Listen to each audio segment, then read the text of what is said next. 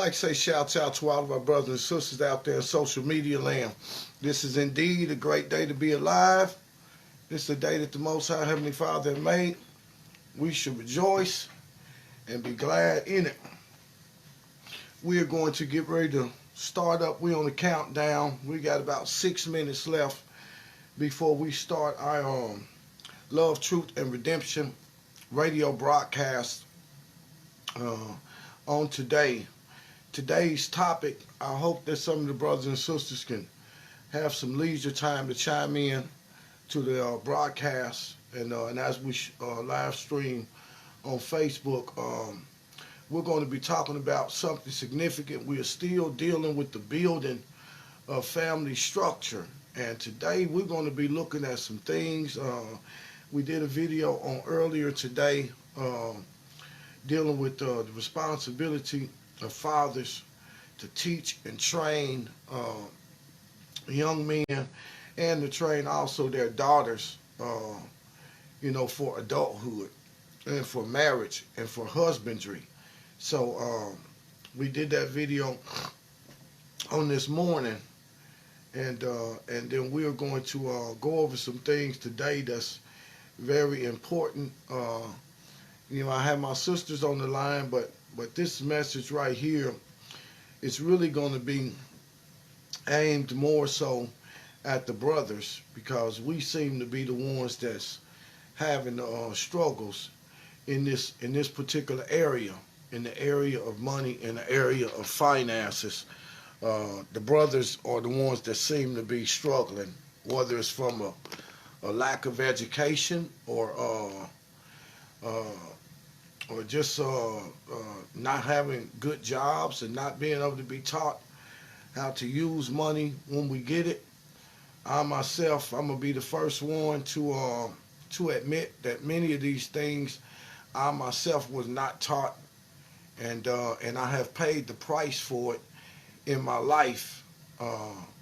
Because when you a man and you talking about going into marriage, yeah, love is fine and sex is fine, but you know what? After you get out the bed got to be made up. So the second most important thing in marriage, outside of sexuality, is going to be dealing with money.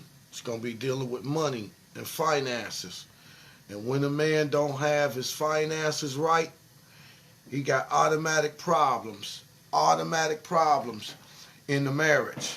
And we're going to take a look at the reason why it's like that. So we're on the countdown right now. We got about 3 minutes left. We're just going to give some of the brothers and sisters the opportunity to come in. If anybody that's watching, tuned in to the Facebook video, we want you to make sure that you go in there and get the Truth Music app downloaded. And you spell music with the Z, and you can go to the App Store. You can download that app. Because time to time, Facebook will cut out on us when we start talking about important things like rebuilding our family structure and collectively come together and unifying ourselves up under the Most High's umbrella. The world systems have been set up for our demise in this particular area. As long as we continue to go down that road, then we're going to be in trouble. So these social media platforms, they have a habit of blocking messages that are relating to the unification of black people, Negroid people, Israelite people. And so, and I believe that that's the purpose for all of these different religious constructs as well, that they're splitting us up in a multiplicity of ways. And then you have all of these systems that's set up to keep our people impoverished.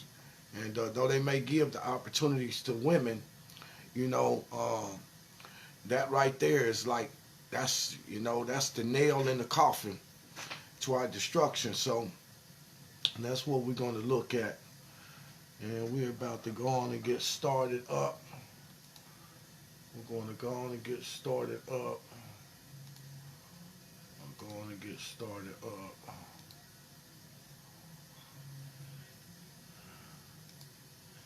You're now tuned in to Love, Truth, and Redemption radio broadcast. This broadcast is being brought to you by Jay Shields, Ray Chantel, in conjunction with Yasharala Nation.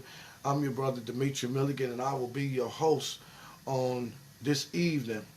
And today's topic, we're going to have a discussion dealing with marriage and money. And for those of you that might have some expectations of Sweetie Pie being my special guest on today, we have deviated away from that at this moment because this message right here is going to be more tailor-made to the men, and we want to bring her in on things when we start dealing with the women. So that's how we're going to roll from there. And so we're going to drop a number. And the title of this track is called Sharp in My Mind. We're going to drop this number, and then we're going to take off running. Use me, Father, yeah. Let me be a vessel worthy enough for you. I say, touch me in the way you move me perfect. Touch my mind and keep me sharp. It's so emotional. I'm that person. Broken promises and framed away. Sheds tears makes even the high have fears. Broken ocean made to the Father to create. O nation of Israel, my blood written in His will. Check the grill. Scriptures missing much is telling you. It's praying that you will never understand. Seven gates on the Father of life, Creator of all life and death, which token we call. I call on the Father, Heavenly Father, it's me, your little lamb sitting here. I'm in the pasture, full of heat, this fire around, trials and tribulations trying to take me down, but I'm here. I'm no lamb at the time, I call into alignment, to fear. I create life, I like death, through His word. He said, do well, he said, double is short. Each word spoken gives life, takes away life. It's even blessing, a cursing. Through the night, I show my prayer. Giving Him His tokens each day He asks me, saying that the commandments show me love. So if you love me, you will show them up. Yeah, not to show by saying I'm walking in it. Statue for giving me the Holy Grail. I walk proof to the fire of hell. Prophecies come to fruition, requiring His soul to be worked. Placing hands in the ground as He did man.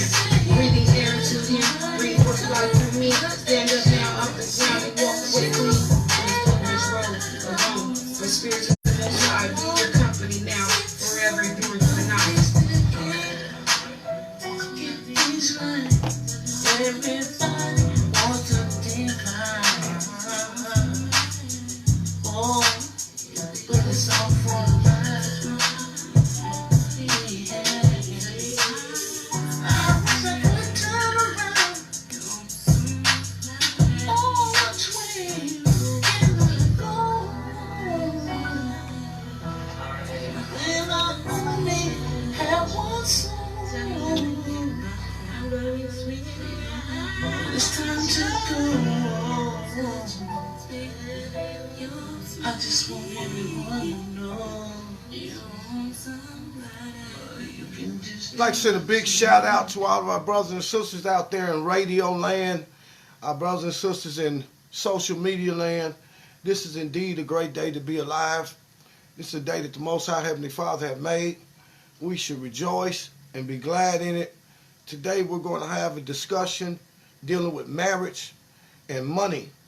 And our prayer is that the Most High will lead us and guide us to scriptures for our brothers that will help us to understand the value of money and how important it is. And as we stated before, I'd be the first one to admit that even until this day, I still don't have money. But my objective is, if I can get out here and make more money than my wife, see, ain't nothing we can do about the people that already married. The people that had already married and were not prepared for this particular place.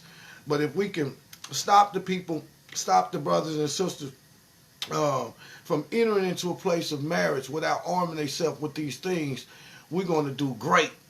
And so for any brother out there, you know, all marriages are different. So I'm not saying that money is the fundamental focal point of marriage, because you can have some sisters out there that's bringing home the bag. You know what I mean? But that's not how the Most High have intended for it to be. Because in most cases, when our sisters bring home a bag, they feel entitled to part of the authority or the decision-making process, you see? And so all of these things are going to be covered in Scripture, and it would be a wonderful thing if we could have learned these things from the men in the previous generations that were walking out in front of us. But we know we don't blame them, because they didn't know themselves the things that the Most High requiring. So when we look at marriage, we have always viewed marriage from the standpoint of how we seen marriage in this world. It just seemed automatic that I want to get married, and a man want to have him a wife, and a wife want to have her a husband. But there's some things that are real significant when it comes to things that will destroy a marriage. And so we start talking about things that are destroying marriage. We know that one of the first and foremost thing that destroy a marriage is adultery. But what do you do when you got a brother or you got a husband that's a faithful man, but he ain't bringing home no money? You see, that's the second thing. That's the second most destructive force in a marriage, brother. And I hear you and I understand, and believe you me, I've heard it all. Oh, well, you know, I understand you struggling right now, and I understand you don't got it, but you know, that's what I'm here for. I'm supposed to have your back. And it all sounds good. But if it take you too long to get your money up and start assuming the responsibilities, you know what I'm saying, then you looking at a woman that's going to be eventually wore down and ready to walk off and leave you for a man that she see able to handle his business in that particular area. So we're going to go right to the Scripture, and right out the gate, we're going to come with the Most High's instruction for us on how we are to approach these things before marriage. Brothers out there that are not married now, listen, you need to understand this instruction right here that's coming at you, because other than that, ooh boy, you mess around and open up a lifetime can of worms. Now we're going to start reading in the 2nd chapter of the Testament of Reuben, and we are only going to deal with this first verse. This is going to be because we trying to relate some information to our brothers. Now we're going to explain the reasons why that these things have to be taught, and we're going to explain the reasons why we have to go over these things and deal with these things and understand where our sisters are in their mind frame. All right. So it says, this is for the men.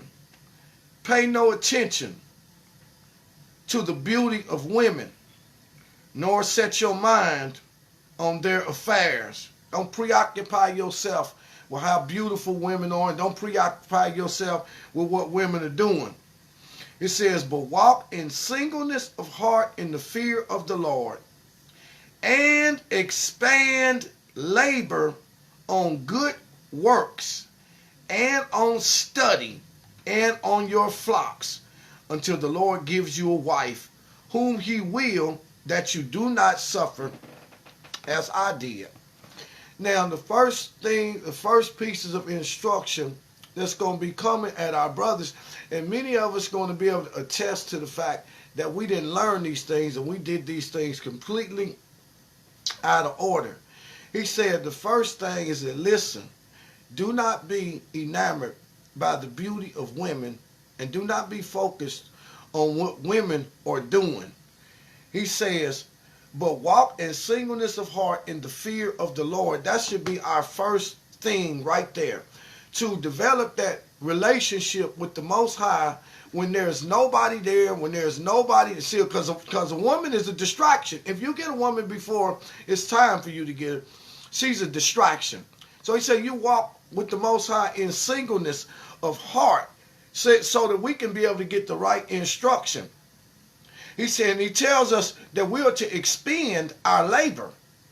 We expend our labor on good works and on studying and on your flocks.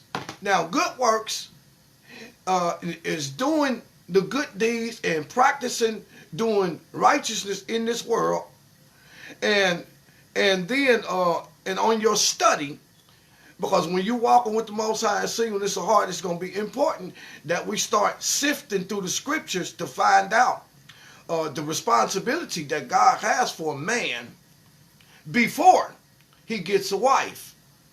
We must spend our labor on doing good works, and then we expend our time on studying so that we can find out, okay, well, what does the God expect for a husband?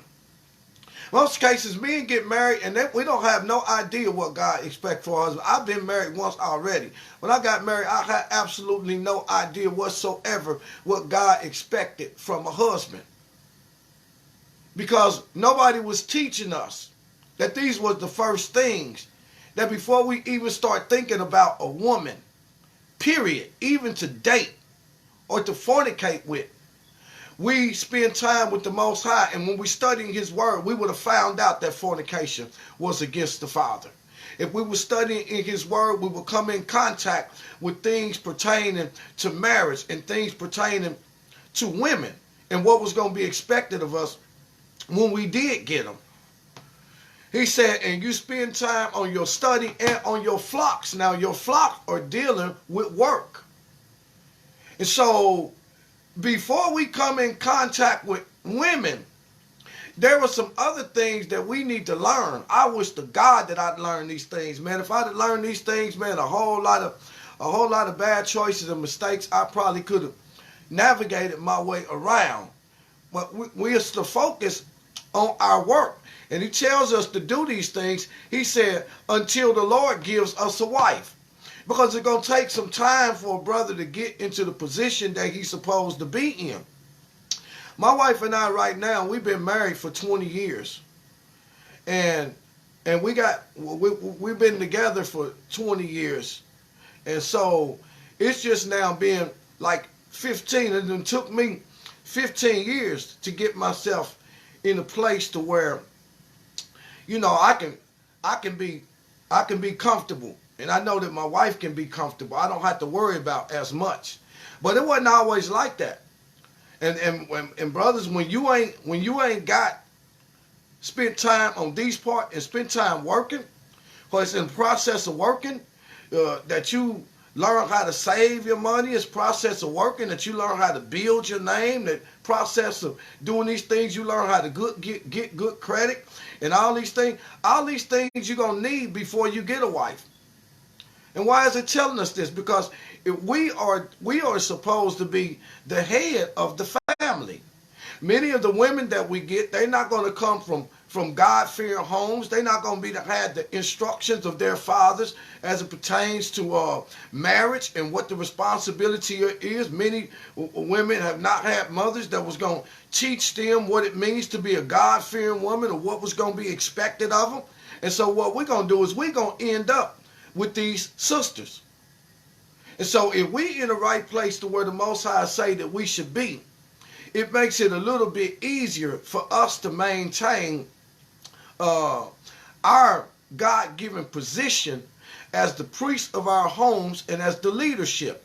It gives us an edge to be able to have dominion over our house and then have our wives and our children in subjection.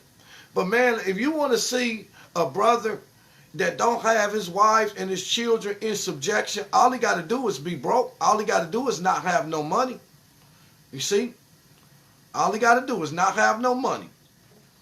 You see? And Brother Andre Howard, you might be disabled, but you know what? That still don't change what the Father's words say, because the Father already know.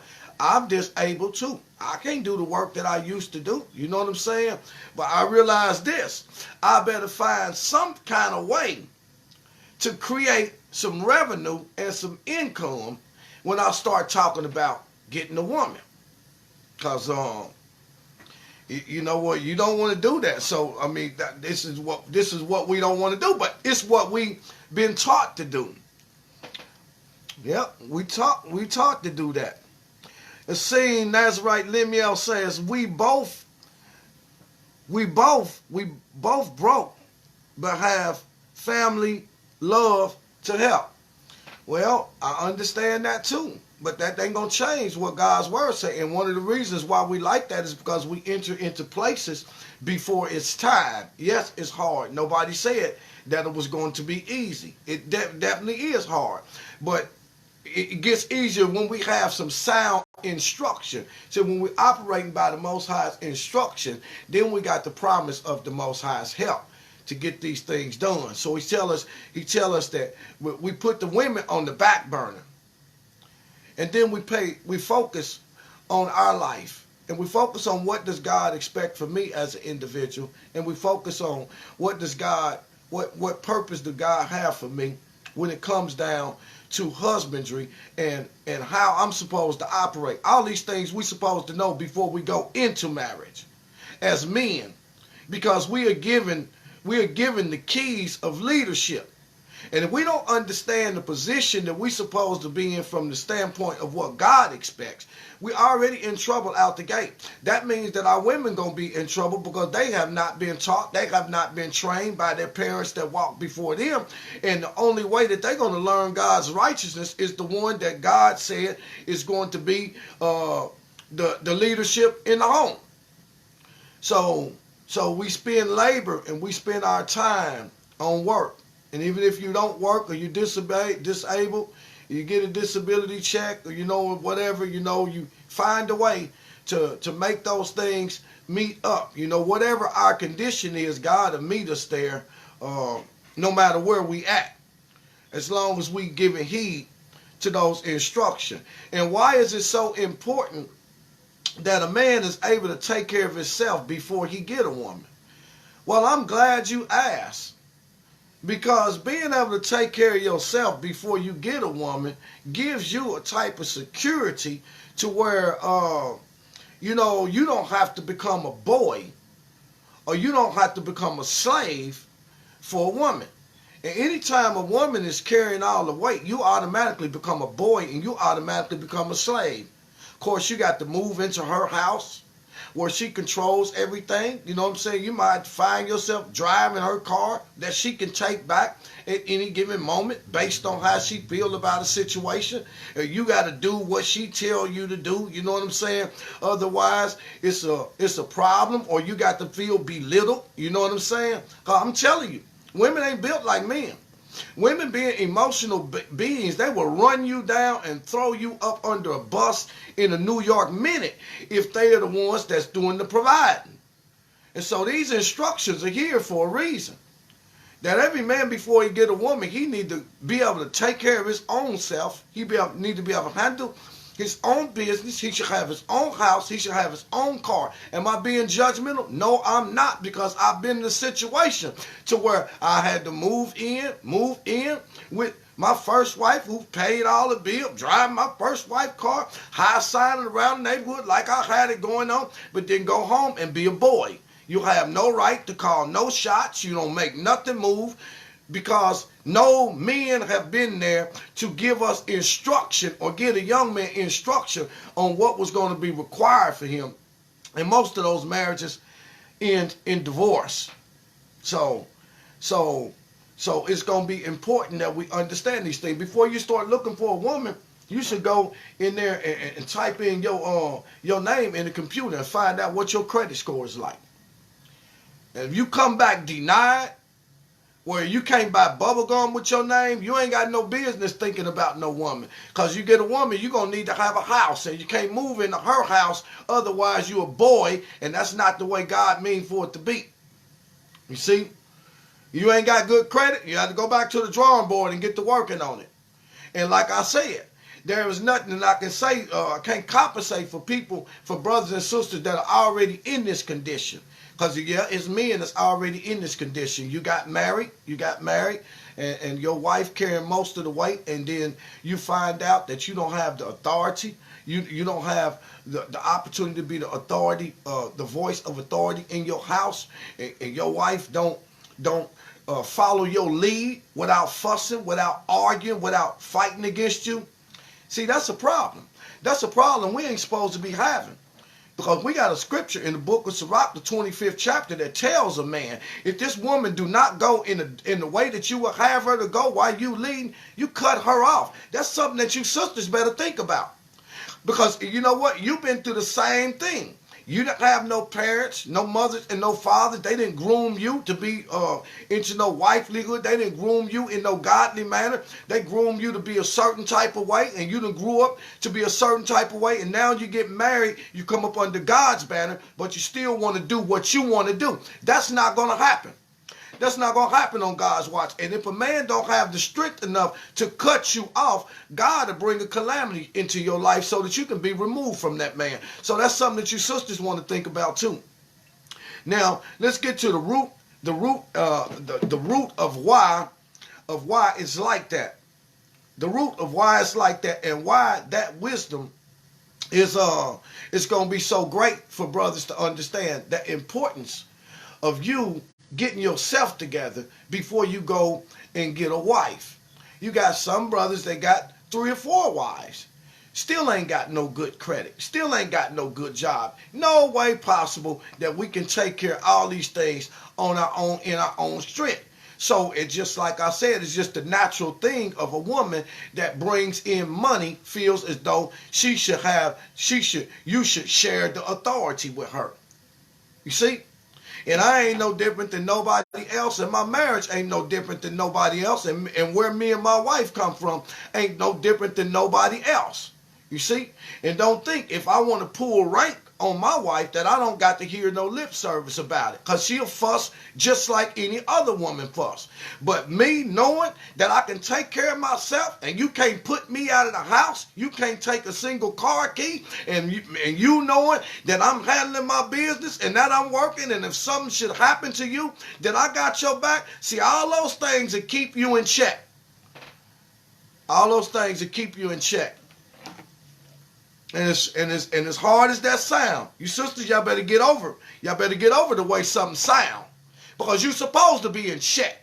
You being in check just simply means that you are falling in line with what God's will is. And when you overstepping God's will by overstepping the authoritative figure that God has placed in the house, you the one got the problem, not the brother. But brother, let me show you where our problems come from. And that's providing that a brother is able to take care of himself and be responsible for those that's up under his care. Ecclesiasticus chapter 25 verse 22 says, a woman, if she maintains her husband, she is full of anger, impotence, and much reproach. So reproach can go along the lines of if we not above reproach, we not above correction. Well, you show me a woman that's got the bag, I'll show you a woman that is constantly trying to correct you about anything. You show me a woman that's maintaining her husband and taking care of all of his needs, that woman is going to end up brutally angry. And she's going to be full of impotence. You know what impotence means? Here's what impotence means according to the dictionary. That means that this woman that got to do things for you, you live in her house, you driving her car, she paying all the bills, she doing all this stuff. That woman going to be full of anger. She going to be full of correcting, trying to correct you every time you turn around. She going to be full of boldness. She'll have a mouth out of this world. She'll say what things that she shouldn't be saying, and she'll be full of audacity. She'll have the audacity to treat you with no respect, period. She will be she will be full of shamelessness. That means that you can be out, and she'll be full of shamelessness because at the end of the day, she know you ain't bringing nothing to the table. You ain't got nothing going on. You ain't a broke ass nigga. You ain't doing nothing. She'll be full of shamelessness, and she'll have no problem embarrassing you in front of other people. And she will have a lack of care or thoughtfulness when it comes to you. When she's out doing her thing and going about her own way, why should she be thinking about you? You ain't doing nothing. You at home. You go watch the kids. You go do something. Why should she be thinking about you? I'm going out and spend $500 getting myself dialed up. I ain't thinking about him. I ain't doing nothing for him. He don't do nothing but play video games all day. He don't see me and bring those things on themselves because we ain't never been taught. And you'll find that when a sister have money, when she have money, the one thing that she don't got is she don't got nobody there to satisfy the hungry vagina. She don't have nobody there to be sexual with her. And so this leaves an open door for broke men and what some of our people on the social media platforms now are calling simps. We used to call them henpecked men. That's men that you can do anything you want to do, say anything you want to say. See, so this is the condition. Now, if you want to be this type of brother, that's on you. That's on you. But I'm telling you that that's not what the Most High is expecting for men, and that's definitely not what he's expecting for women. So that's the reason why. That's the reason why that we have to constantly be spending our labor, spending our time trying to find different ways. How can I make some more money? How can I open up another stream? How can I get to this point to where I can start saving some money? How can I start doing this? Because I got to take my power back. Where your money go, your power go. You see? And if your wife got all of the money, then guess what? She going to have the power to have authority over you. If you're a young brother, the last thing you should be doing is going to try to move into some woman's house. This is my woman. This is my woman. This is my woman. You ain't bringing nothing to the table. 6 months later, you're on the other side of the door. There's another car parked outside. Because while you in that condition, they're going to always be looking at the man that's doing something that you ain't doing. It's just natural. It's for the brothers. It's for the brothers. And the sisters know that it's true. I don't know how many sisters been in this situation, but I know as many sisters that been in this situation. Because desperate people do desperate things. Sometimes when you ain't got nobody to lay with and you got a good job and you can take care of your stuff, all of those things that a woman got, now they become like a strategy to get a man. A gift to a man. Well, I got all of this. I got all of this over here. Come on over here with me. But that only lasts so long. Once the sex get old and all of that newness go out of it, they start looking for something else. So let's just keep it real. So we're going to deal with the first thing that brothers need to understand is the importance of working and investing your energy into places where you can produce money, income.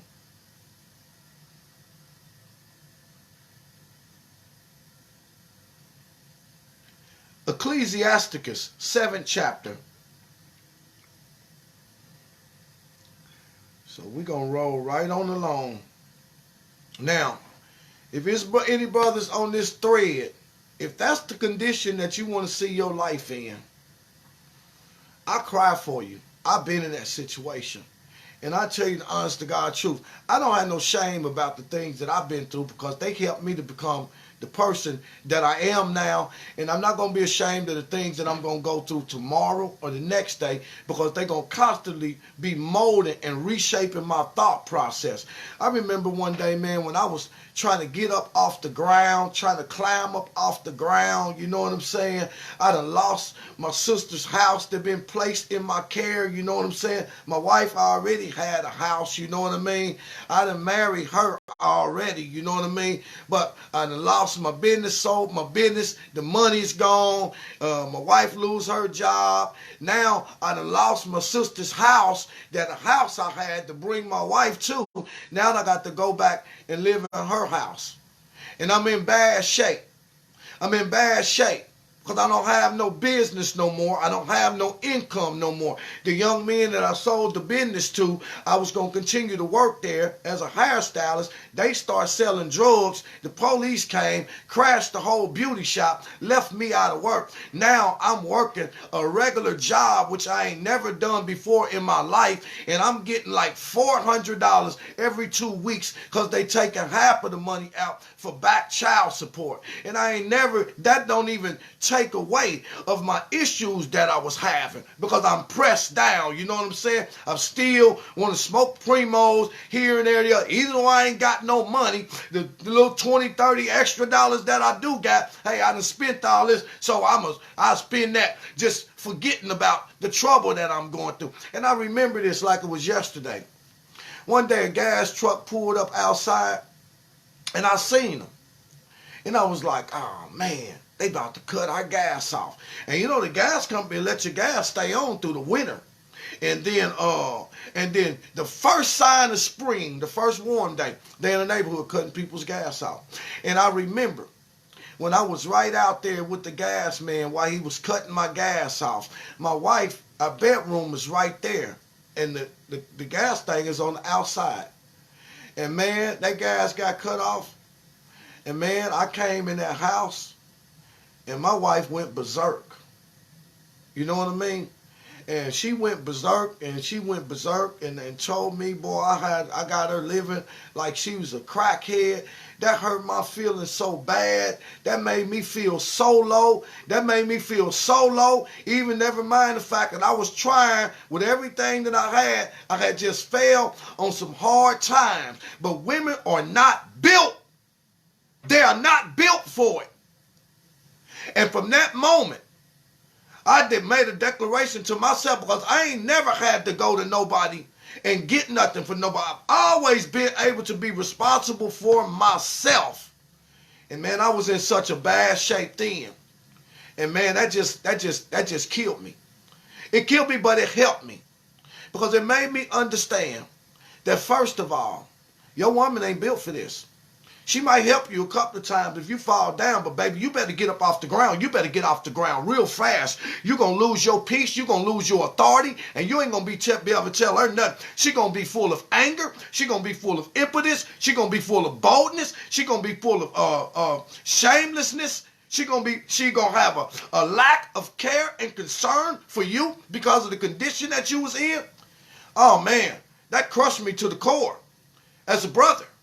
But it made me stand up and say, you're going to stand up. Ain't no woman going to talk to me like that. You ain't going to talk to me like that. You ain't going to treat me like that. And you know what? If you feel like that about me, I can walk out of this house and I'll sleep in my car and build myself back up and build my way back to get where I'm supposed to be.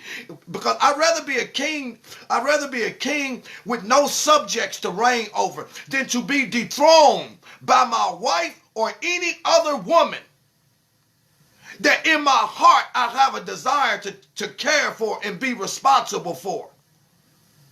You see? So that happened. It made me a better man. And brothers, I'm going to tell you like this. When God created a woman, he said, I'll create a helpmeet for you. So that means whether she's blowing you kisses or whispering you sweet nothings, she's helping you. If she's encouragement, she's helping you. But if she's cussing you out and telling you that you ain't nothing, that you ain't worth 2 cents, that you're a broke ass dude, if she's doing all that, you better believe that she's helping you, because she's helping you to get your mind in the right place. Yeah, I might be down right now, but you give me 6 months, you give me another year, I'm going to come through shining. I'm going to have my own money, I'm going to have my own car. I ain't got to ask you for nothing. That's the position. That's the thing that makes a man stand up. But when a man has been taught from a young man the things that God requires of him, we don't have to ever go through those things. And then we get to choose the woman that we desire to be with, because we are stabilized and we can care for them. We do stuff backwards. When we talk about building family structure. Oh, no, y'all might as well get ready, because, you know what? This ain't Sunday morning. This ain't Sunday morning. This ain't no Sabbath day teaching. This ain't none of that foolishness. This is hardcore real life, and people are in these situations. And even for the man that have been on the ground, that have fought and scrounged and fought his way back to get his money right, he still got to go home and fight with a wife that does not want to release to him his God-given authority to command her what she's supposed to do.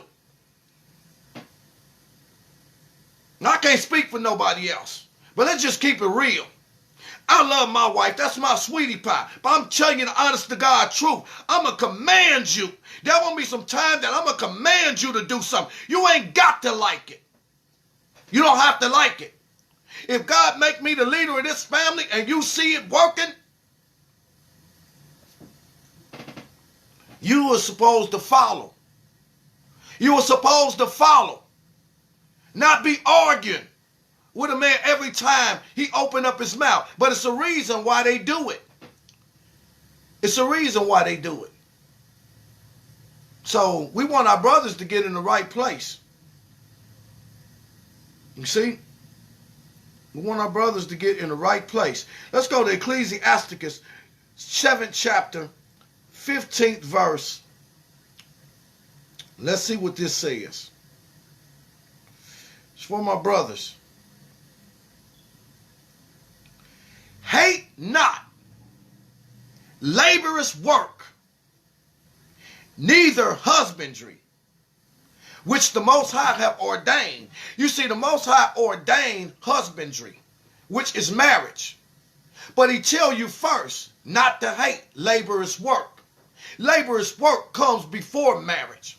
Because when we get out there and we work, that means that from our work produces money for us, and from our money we're able to take care of the things that we need to take care of where our marriage is concerned. So he tells us first not to hate laborious work. There's many brothers out here that still don't want to work right to this day. Hate laborious work. Hate not laborious work. You don't want to work, but you want a woman. You want a woman to be laying around with, but you don't want to work. Well, if you don't want to work and you ain't bringing in no money, brother, and you laying around with a woman, that's going to be a nightmare to you. And it'll only be a matter of time. So that's what God tells us. And that's what God giving instruction to the young men. Hate not laborious work. Here's another piece of instruction. Listen, brothers, if you ain't got no wife and you fornicating, you need to cut that off. Yeah, point blank and period. You need to cut that off. If you ain't got no wife and you fornicating, you need to cut that off. Is any woman that's allowing you to fornicate with her?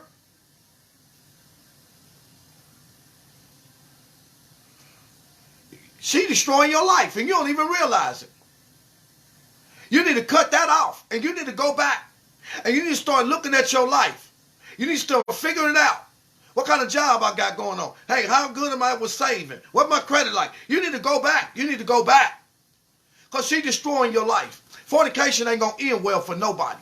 Especially once you have your first child, you understand the damage that fornication do. Because even when you're making little, you can be working at McDonald's making little. But guess what? That one you're fornicating with, she won't have for your McDonald's paycheck. Next thing is child support. Now it's even harder for you to get up on your feet. Because you're going against the grain. So he tells us to hate not laborious work. That we're supposed to be laboring. We labor first for our own mouth. He gave Adam, he said, Adam, I'm going to put you in this garden. Put you in this garden. And then the first thing I want you to be fruitful. I want you to multiply. I want you to have dominion over the earth. I want you to subdue the earth. I want you to replenish the earth. And here, I want you to have dominion over everything. And then I've given you a diet that you can eat from. All that came to Adam before he had a wife. Before God ever pulled Eve out of his loins, God gave him that responsibility. I want you to get in this garden. I want you to work. Make sure the animals is cared for. Make sure that they know what their names are. Make sure that they know what their responsibility is. And if you find any of them wounded or anything, replenish that. Have dominion over all of these things that I put you in control of. Make sure that this garden is maintained. Hate not laborious work. And when he tells us to expend our labor and our time on studying, we study first so that we can understand what God requires from us as men who will one day be husbands. gave Adam that responsibility before a wife came. And how is it that there were no men that was teaching us, and we've been duped? We got wives before we got responsibility and had to go through all kind of hell in the process because we could never be functional in the position, in our God-given position that God gave us as those that will have dominion. How you gonna have dominion over something when you ain't got no money to have dominion over your own self first? So we hate not laborious work. And I'm telling you all the time, boy, I don't care. You know, before I subject myself to that type of stuff at the hands of a woman that I love, that I got a good heart for, but I understand that she wasn't built to maintain me. And if she had to maintain me too long, she gets full of anger, impotence, reproach. If she had to do it too long. We don't want that. So we got to get to work. I don't care how it is. We got to get to work. And it's instruction in God's word on the work and on how we're going to do these things. All we got to do is be taught and accept the responsibility and go in there and get it done. Go in there and get it done. I'm telling y'all now today, I'm not going to play a lot of music on today because this is too serious. This is too serious.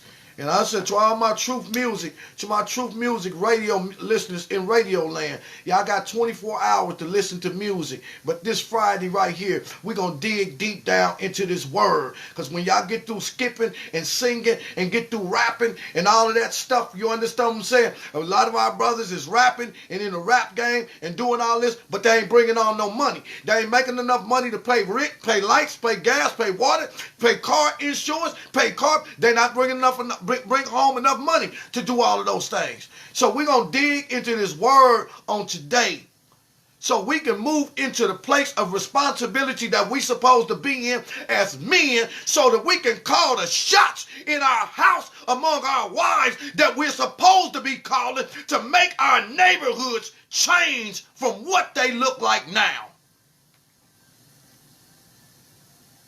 If it's one thing that'll stop your woman from fighting against you, is you transfer the bag from her hand into your hand. It's a reason why women were submissive in the olden days, because they had nobody, they had no means of sustaining themselves. They didn't have nothing to do but to depend on the man, so they will automatically fall into the place, into the purpose that God meant for a woman.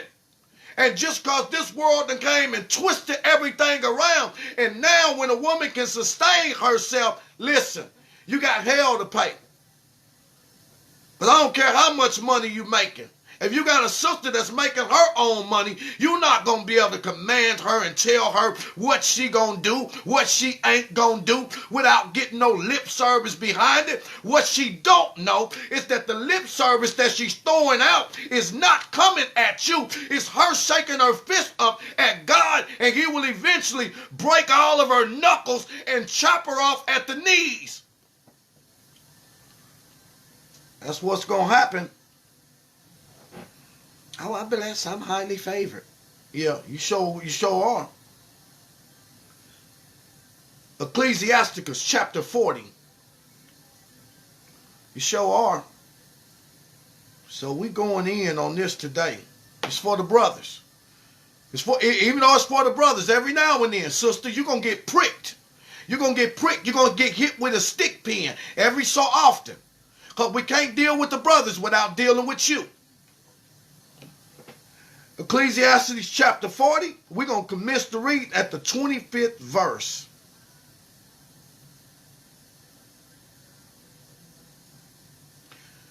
Gold and silver makes the feet stand sure, but counsel is esteemed above them both.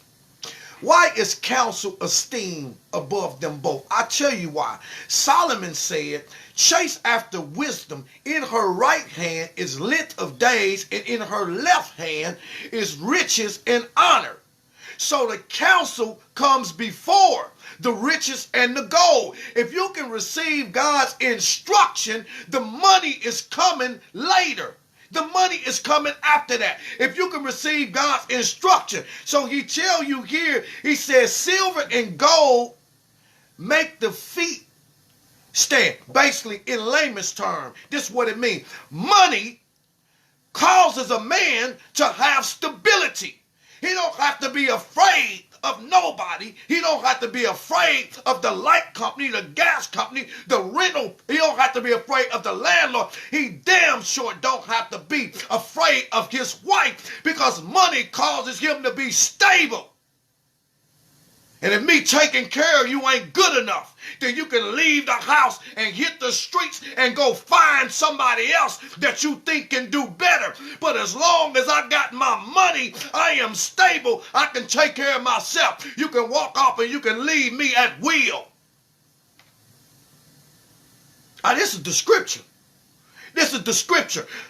Gold and silver make the foot stand sure, but counsel is esteemed above both of them. See, God's counsel is esteemed before both of them. And God's counsel tells a man to not be enamored by the beauty of women. He don't want you to get a woman before it's time. He don't want you to get no woman before you get your own self right. Because when you can take care of yourself and you can be responsible for other things, now I'm responsible for that. He says, so my counsel is above silver and gold, but the counsel that I'm giving you is going to materialize the money in your life.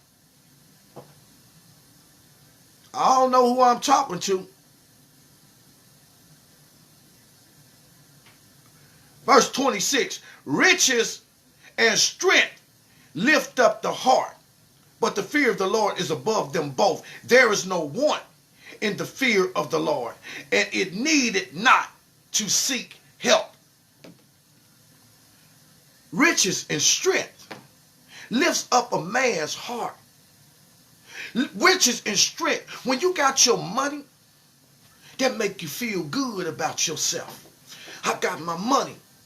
I can go and buy me a car. I can pay my car payment. I can pay my insurance. I ain't worried about the repo man. I got my money. I can keep food in my icebox. I got my money. I can keep my lights on, my gas on, my water on. When I got my money, that my heart is lifted up. When I got my money, I can leave my house, go jump in my car, go jump on a plane, go to another part of the country, get me a rental car, go book me a hotel room, and then have free reign in a whole nother state. When I got my money, money and strength lifts up a man's heart and makes him feel good about himself. When a man got his money, he don't need to be chasing after no woman to make him feel good. He gonna feel good about himself, because one thing he gonna learn is that he ain't supposed to be chasing no woman. He's supposed to be chasing purpose, while women chase love. That's gonna come from that man that got the money.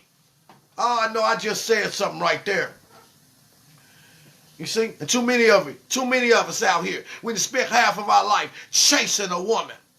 Why must I feel like that? Why must I chase the cat? Nothing but the dog in me. Well, anybody with sense can tell you that a dog can't catch a cat. Anybody with sense can tell you that a dog can't catch a cat. Show me a dog that can catch a cat when he can run up a tree. Show me a dog that can catch a cat when he can squeeze through a fence, when he can hop over a fence. Show me a dog that can catch a cat when he can crawl up in the engine of a car and hide. Show me a dog that can chase a cat. It never was meant for a man to chase no woman. Never was meant for no man to chase a woman. It was meant for a man to chase after God's purpose. What do you have for me? What is man that thou art so mindful of me? Why are you so mindful of me? Now, why are you just thinking about me all day long? You're thinking about me so much that you're on my mind. Oh, thank you. Thank you for this parking space, oh Father. Oh, thank you. Let me be the first one in line. Oh, thank you for the house you done gave me. Thank you for the food. What is man that he's so that God is so mindful of him? We're chasing after purpose. That's what we're chasing after. And women chase after love. But as long as we out of order, you know, only men that chase after women are broke men. Pussyfied, sissy-footed, weeping willow, timid men. They are the ones that chase after women. No real man of God don't chase no woman. Real man of God got a microscope and take a microscope to a woman. You ain't even getting in my atmosphere unless your mind is right, unless you're ready to learn something. You ain't getting in my atmosphere unless you're ready to be told what to do, unless you're ready to be given some instruction. You don't want me telling you what to do, then get to stepping. You don't want to take no instruction, then get to stepping. Because if you don't want to take no instruction from me, then what am I here for? What am I here for? I'm just here to just lay around? No. So sisters, you better get your head right. Because our brothers going to get their head right eventually. Our brothers going to get their head right eventually. What am I here for? You can't receive no instruction. You're fussing every time something's said. You want to argue about everything. And I'm the leadership of this home. And you can see with your own eyes a demonstration that's permeating out of a man serving God. And you still want to come and fight against that? Well, God tells us in these same chapter that when a woman will not follow a man's leadership that God give him, that a man have to cut her off. But we are our father's sons. We are just like Adam. We love our women so much. And sometimes we don't want to cut them off when they're out of order. But God will cut them off. The Most High do. He'll do. He'll do sometime what we don't have the strength to do when it comes to our sisters. You see? And we ain't neglectful of our sisters. And the reason why we're not neglectful of our sisters is because the men were responsible for raising the daughters up with the understanding of marriage, raising the daughters up. They were responsible to raise the daughters up with an understanding of what a godly woman was. And when there is no man there to do that, the women grow up with their own mindset. And so that's why you can't just be hard and dominant when it comes to the sisters. So, yep. My son, this is verse 28. My son, lead not the life of a beggar, for better is it to die than to beg. That's what God said. If you're a brother, you sticking your key in the door of an apartment that belonged to a woman, you might as well go find the nearest cliff and fall off of it.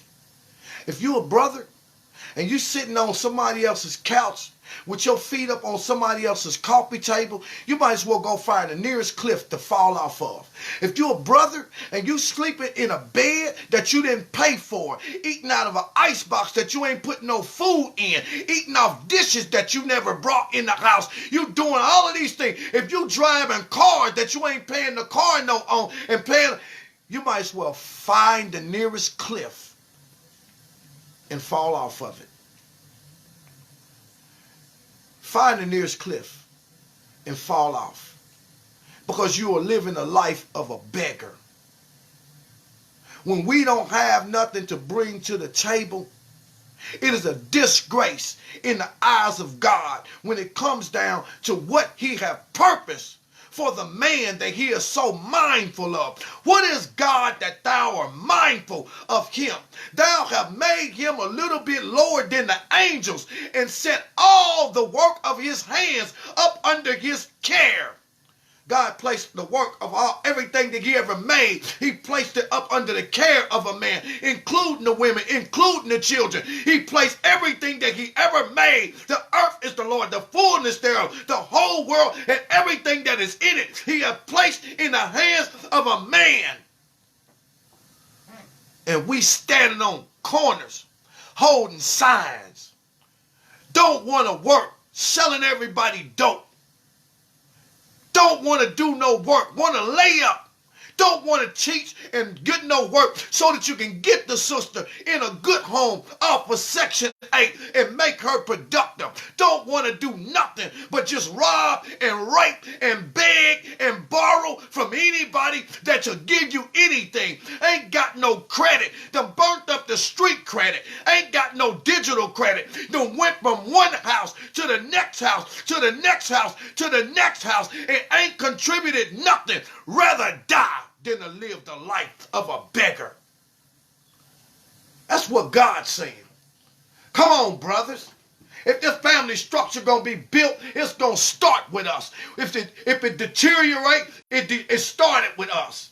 It ain't but one thing that's standing in our way. That's our wives and that's our women, who, because they have done the things that God told us to do, think they have a right to the authority that God only gave to us. It is only one thing that will remove that from any woman, and that's when we understand that silver and gold makes a man's feet stand strong, gives him stability. Because after all, you got to look at this. When a woman desires to have a man, the first thing that comes to her mind is, how much money do he make? Or can he care for me? Can he take care of me? And the only reason why they end up with a man that don't have no money is because they have moved into places of desperation. Because real God-fearing men don't care how much money you make. You're not about to tell me nothing. You ain't about to give me no instruction on nothing. I'm the instructor. I wouldn't care if you made $1 million. You'll be sitting there in your $1 million condominium by yourself, because the show ain't going to be me in there. Now, it might be tight, but I guarantee you it's right. It's some hard lessons that both of us got to learn. So we might as well learn them. The sooner we learn them, the better off we'll be.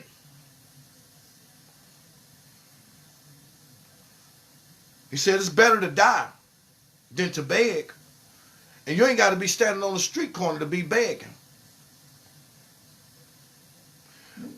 The life of him that depends on another man's table is not counted for a life. For he polluted himself with other men's meat. But a wise man, well nurtured, will beware thereof.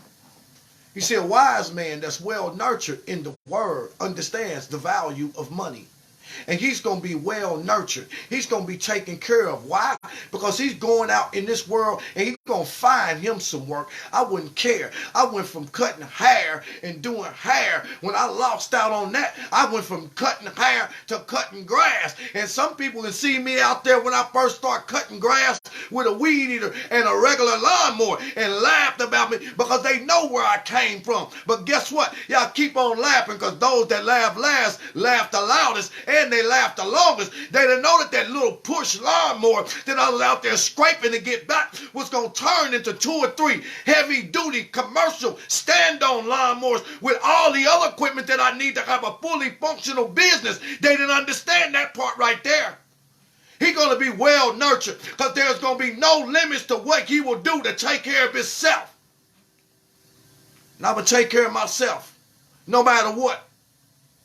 And as a husband, we don't leave our wives out of anything. We give them the opportunity to participate. But when I give you the opportunity to do something, I don't want to hear no lip service. I don't want to hear all the reasons why you don't want to do it, because I don't have to give you an opportunity. I can do everything that I'm asking you to do. I can do it my own self. And when you start crying and complaining about me asking you to do something, then guess what? I'll take your opportunity away from you, and you won't have nothing to feel good about. You'll see your husband build an empire while you sit on the sideline because you nursed yourself into the vain ideology that I needed you. Well, let me tell you something, sister. Let me tell all of you sisters something.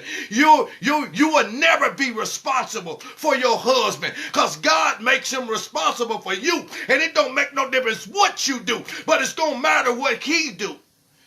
When a man gives a woman some instruction, he is giving her an opportunity to come alongside and help him do something great. But when we ain't being raised right, we program a certain way. I don't want to release myself. Everything I'm doing, this is mine. This is mine. Well, you know what? You should stay single if you're going to keep that type of mindset. Because when a man start moving into place and get his life right, you got to be prepared to move into the place where God wants you to be. You're not going to tell a man that all these things is expected of him, but there's absolutely nothing that should be expected of you. That he got to be challenged to go out there and work. He got to be challenged to make decisions. He got to be challenged when it comes to all the hard stuff and all the calamity things that women can't do. They put it on the men. But when it comes time for a man's authority to command them to get where they supposed to be, they got 1,000 excuses why they can't do it. Come on, somebody. I told y'all this wasn't Sunday morning. This is real life. This is real life. And this is one of the reasons, the second most destructive thing about marriages is money. Men's lack of it. Men's lack. Because when you lack money, your wife thinks that gives her the right to control the house. And she don't even understand that what she's doing is against God. It's her in rebellion against what God told her. It's God that said, your husband shall have rule over you. And it wasn't predicated or based on how much money that you had or what kind of job that you had. It was based on the fact that your mother fell into sin. And this was part of your punishment. So you're either prepared to be ruled over or be prepared to live your life alone by yourself. Ain't no in-between ground in my book. Ain't no in-between ground in my book. I'm a married man. I'm a married man. I love my wife. I love Sweetie Pie. I love Sweetie Pie to the moon and back. But Sweetie Pie ain't going to treat me no any kind of way. And every now and then we have an argument, we have a fallout, we have this and that, the other, because we're a married couple and we go through those things. But you're not going to be disrespecting me, not hard as I work. You ain't going to disrespect me. When you see that I love you, you see that I don't cheat on you, you see that I do the best I can to take care of you. I'm not no perfect man. But ain't no woman no perfect woman neither. If you see me doing what God tell me to do, that's what make me perfect. If you see me doing what God tell me to do, you better find a way to do what God tell you to do. And what God tell you to do is obey your husband. Obey your own husband. Don't come telling me about what your boss said at work. I don't want to hear nothing about what the utility people said. No, you go tell them. Go tell them all what I said. Because if this job ends today or tomorrow, I'm the one that's going to assume responsibility. I've assumed responsibility for you before you ever got a job. Don't ever come and tell me what another woman's husband said. You want to piss a man off? You come and tell him what another woman's husband said. Tell me about what none of that. We got a lot to learn because we done veered so far off from the actual path that we just don't get it. We got a lot to learn.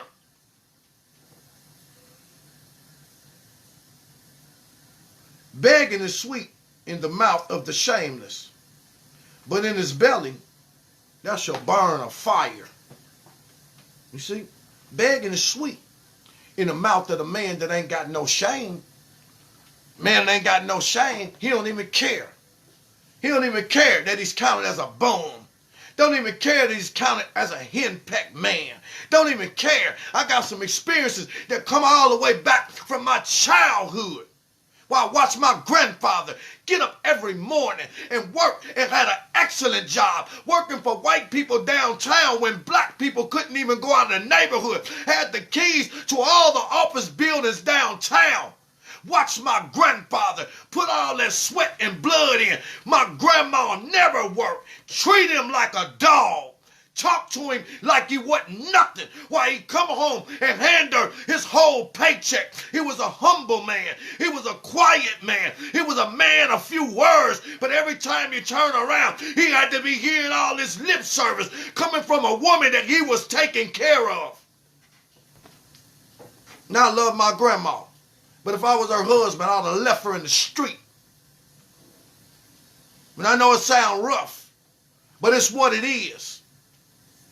My grandpa was a heck of a man.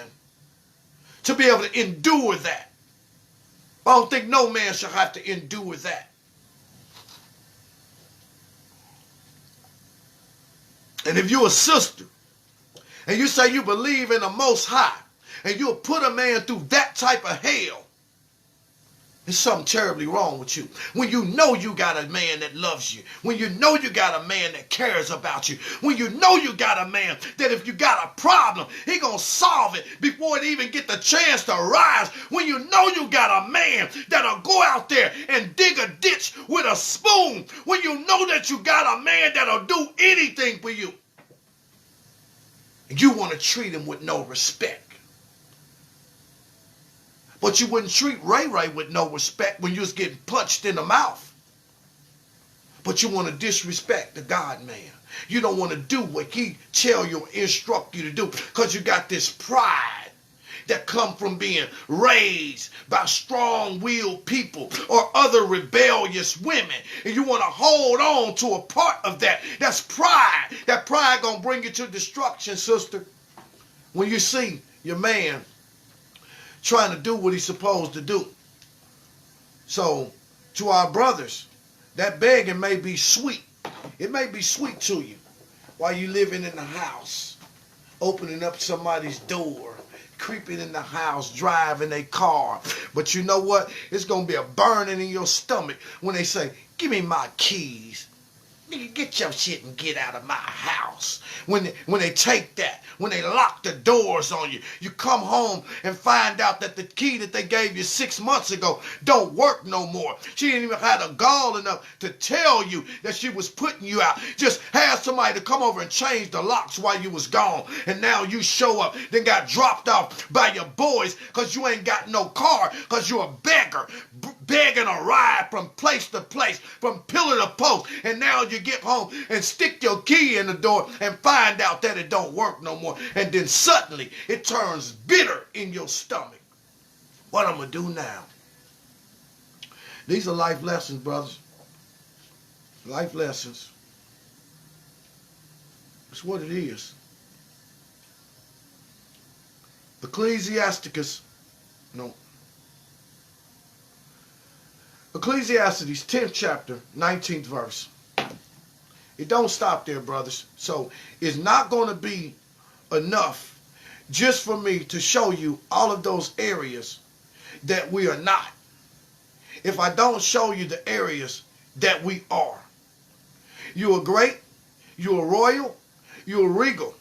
It makes no difference whether you a felon, whether you uneducated, whether you don't have a college degree. None of those things matter. The only thing matter is that if you get up under this word and you'll start operating according to God's wisdom, the Most High is able to bless us and put us in the place that we're supposed to be in.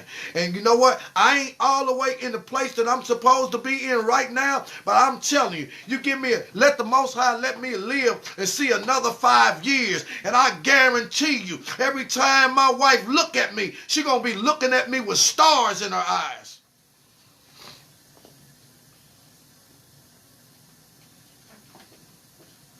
See,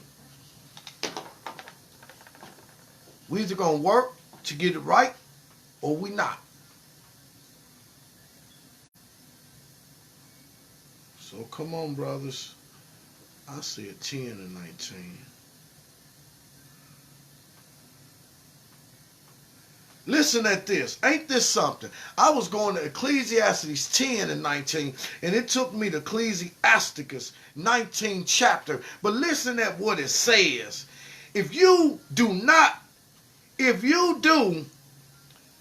you will never get rich if you do not pay attention to small matters. You will gradually ruin yourself. Look at that. Wow. Wow. Wow, that's something there. That was something there. Yep. You will never get rich if you do not pay attention to small matters. And these what we saying, these are small matters. If you don't never understand the value of money, you'll never work. Because if you don't have no money, you don't have no options. If you don't have no money, you don't have no options. And that's the beauty. You see Elder Robin Milligan is on the line, and me and Elder Robin Milligan, that's my big brother. And we have been through an up and down roller coaster over the years. Over the years. With our marriages and our wives, you know. Sometimes we rise and sometimes we fall and we going through things. But you know what? We always had each other. Now, I tell my brother, man, you get yourself up. You pull yourself up. You stand up. Don't you never forget where your money go, your power go. Start holding on to your money. I don't care what kind of job it is. Whatever you got to do. You come to work, whatever you got to do. And what money you get, you save that money. You let it stack up. You let it build up till you can do something with it.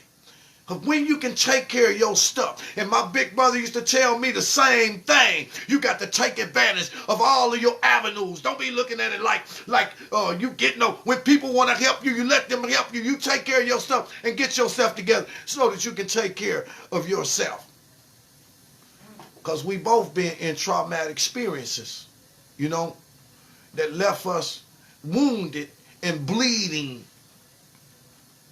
We vowed, and we ain't never going back there again. I'm never going back there again. You know, even if a woman don't, even if my wife don't have the respect for me that God says she's supposed to have, I ain't never going back to needing you. I ain't never going back. Oh, I need you in a sense when it comes to fulfilling the obligations of marriage. But when I'm talking about I ain't never going back to needing you, I'm talking about I ain't never going back to a place to where I have to be dependent upon what you bringing in. I ain't ever going back to there if the Most High wills. Because that's not where the Most High will for no man to be. The Most High don't make a man to be dependent on no woman. He makes a woman to be dependent on a man. So let's, you know,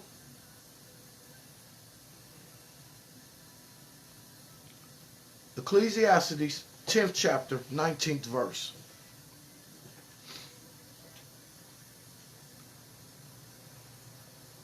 Why do it keep giving me 19th chapter? Oh, it's not putting in 10.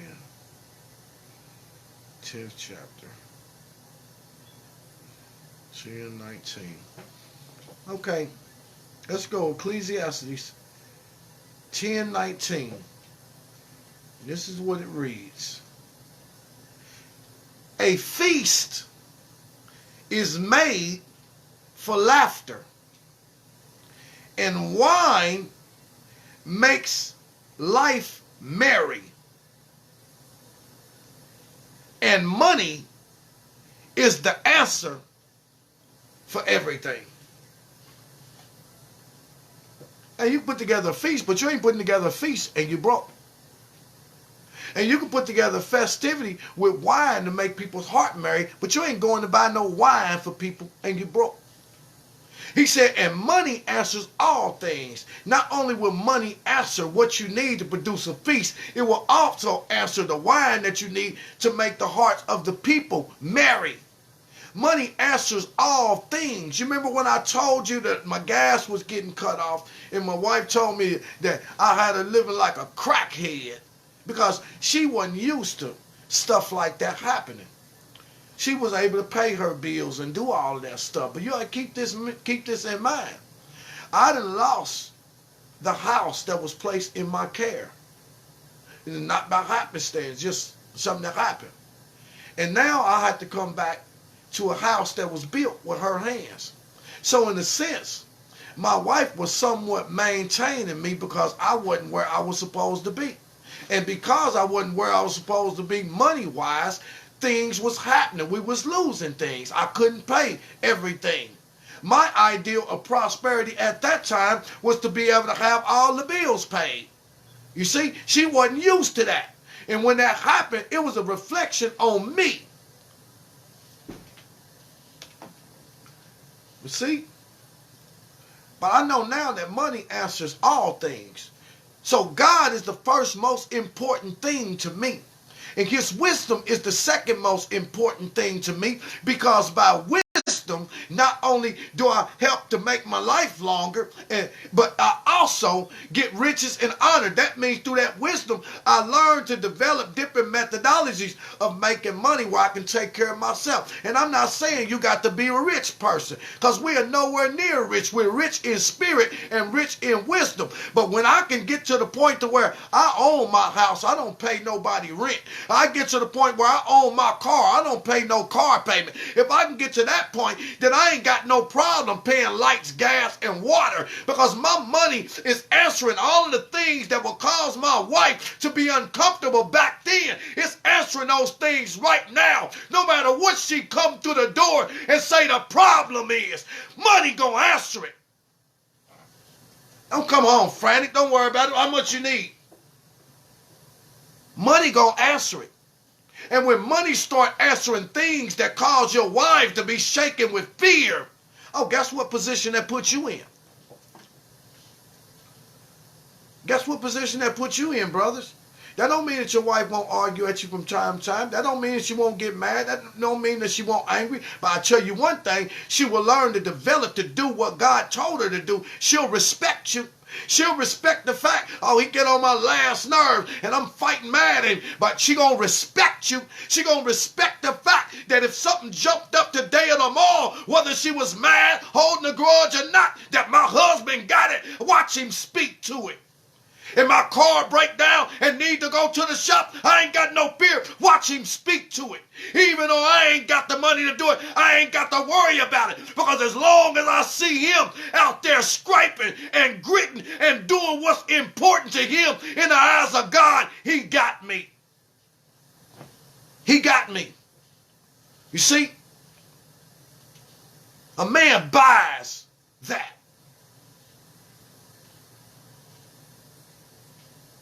Money answers things, brother. Money answers things. But we are people that have been in want of all things because of the lack of money. We have never learned the value of it, never learned how to use it. And now I'm learning now, because at one point we used to buy our wants and beg our needs and squander our money, and then have to depend on our women who would be full of anger, impetus, and reproach. You say, you know what? I bet y'all don't squander that. I bet y'all don't squander that. So we're going to have to get into the habit that when we make money, we take care of the things that need to be taken care of, and then we learn how to hold on to everything else. I ain't spending nothing unless I'm going to make some money. I ain't spending nothing.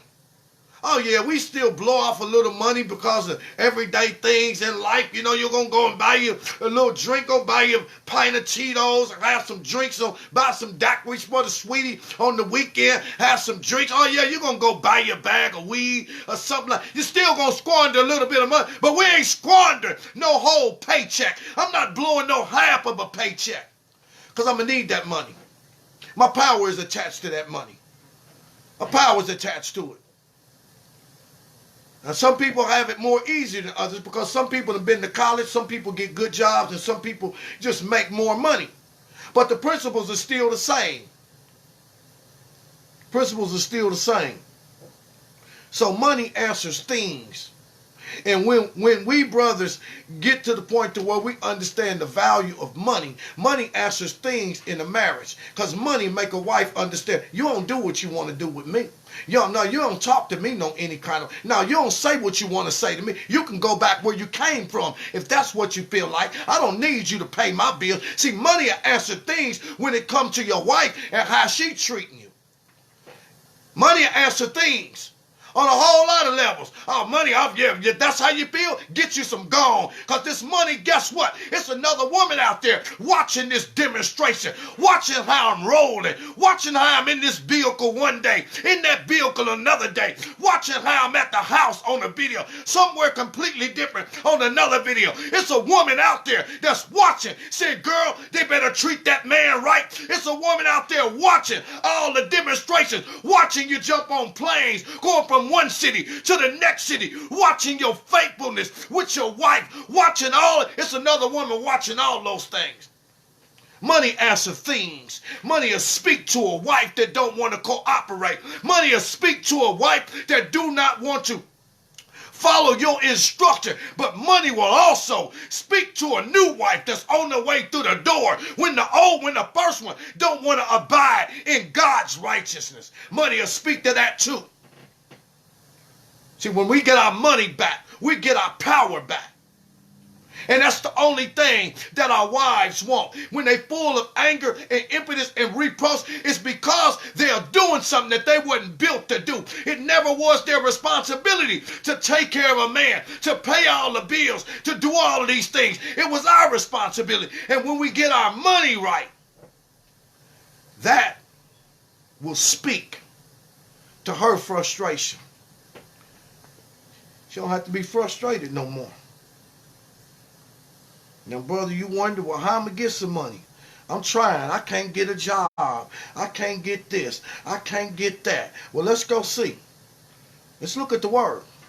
And if you put this word up under your belt and you start walking by this instruction, the Most High do what he promised to do.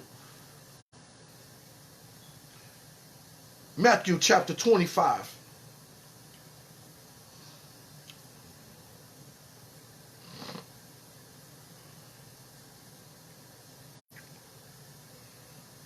Yep. I hope somebody's hearing this. I know there's some good stuff that's getting through out here. Because you know how I know it's so good?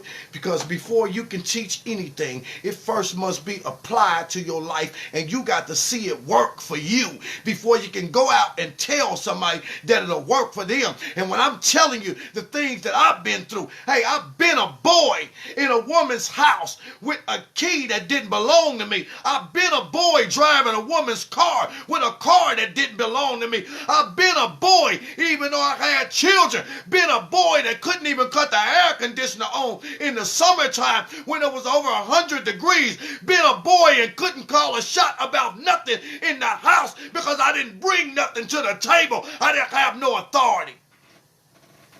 But I'm telling you what I know, and what I know works. I've been it and seen it. Seen the whole crash and the whole ship go down when I first got married to Sweetie Pie. Seen the whole ship go down. But they say, don't be discouraged, baby. You'll make it to the other side. Some of you gonna make it floating on boards, and some of you gonna make it hanging on to broken pieces of the ship when neither sun nor moon or stars appear for many days. All hope that our marriage would be saved was lost, and our command was to get rid of everything and lighten the load, but the storm blew the whole ship away. And there you go, me and Sweetie floating on a board, and I'm floating on a broken piece of the ship, wonder how this thing is gonna get back right. I've been there. I know what I'm talking about. Been the one. Sweetie full of impotence, anger, and reproach because she married a man that seemed like he was letting her down because of the hard time that he had fell on. But those harsh words, they was helping me to get up. They was helping me to get up. And I will become the $6 million man, and I will become a superhero. And whether Sweetie Pie realized that I'm her superhero or not, I know that I'm God's superhero. Because he rebuilt me. He rebuilt my life back, and he's still building. And what he going to do in the days to come is going to be a force to be reckoned with all of the people that have seen the different situations that I have found myself in. And it's going to be the same way with you, brother. So don't be discouraged. Let me show you how the Most High mean for us to get it back. He tell us to hate not laborious work, and then neither hate husbandry. Matthew chapter 25, beginning at verse 14. For the kingdom of heaven is as a man traveling into a far country, who called his own servants and delivered unto them his goods. And unto one he gave 5 talents, to another he gave 2, and to another he gave 1. And then he straightway took his journey. He gave to every man according to their ability. Then he that had received 5 talents went and traded with the same and made 10. And likewise he that received 2 also traded and gained 4. But he that had received 1 went and digged into the earth and hid his Lord's money. Then when you start talking about talents, you understand that this physical thing that God had given us is to produce money so that we can not despise husbandry. It takes money to be a husband. It takes money.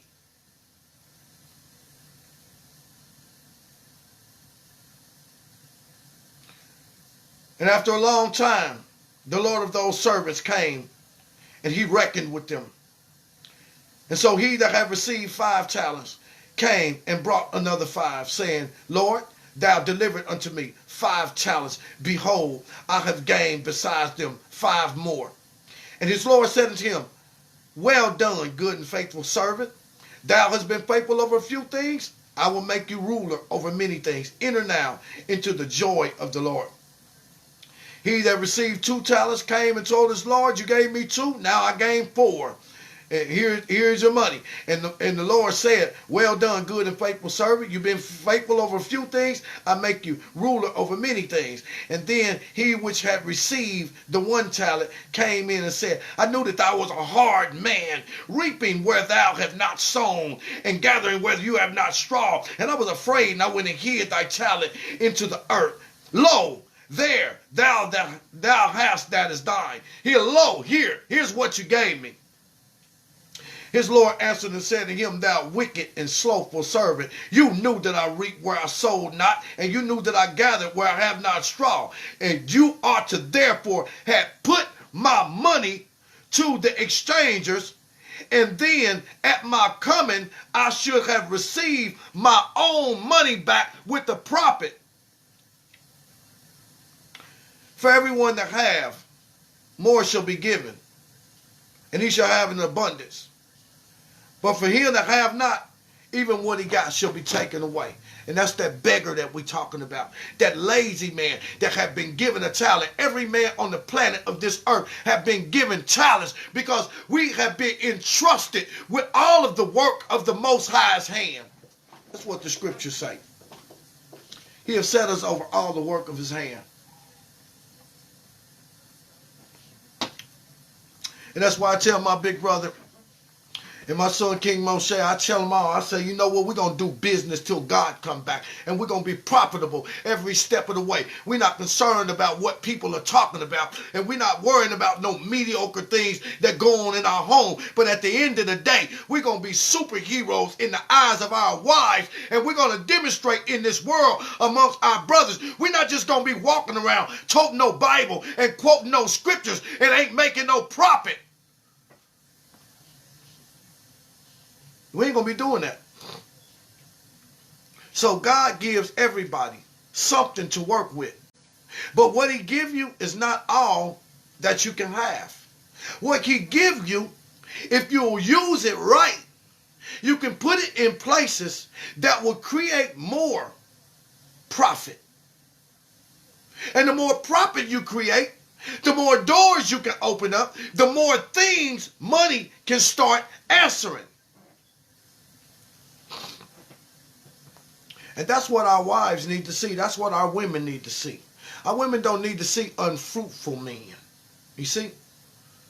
Every woman can get frustrated at her husband from time to time because women get in their feelings and they can be thinking about something that's completely far off. I'm not talking about that. I'm talking about when a woman looks back over her life from the span of 5 years ago, from the span of 10 years ago, when she looked back over her life and she can see the progress that have been made where your husband is concerned. Yeah. And like I said before, she might say up under her breath, well, I hate him, I can't stand him, but I got to respect him. I got to respect him. So he give everybody something to work with, but what he give us is not all that we can have. And it's his will that we become profitable with whatever it is that we give it, no matter how small it is. Like old preacher T.D. Jakes used to say, he said, if it'll work with if it work with $5, it'll work with $10. If it work with $10, it'll work with 100. If it work with 100, it'll work with 1,000. If it'll work with 1,000, it'll work with 10,000. So it's level after level, but it's the same exact principle being applied. You can't be afraid to invest $100 that'll turn into 500, and then be afraid to invest the 500 that'll turn into 2,000. Well, if I invest the $100 and it turn into 500, that's 5 times my money. Well, why am I get scared now when it come to me investing the 5? Because if I invest this 500, it's going to turn into 5 times my money. It's going to turn to $2,500. And now I got the money that I started with.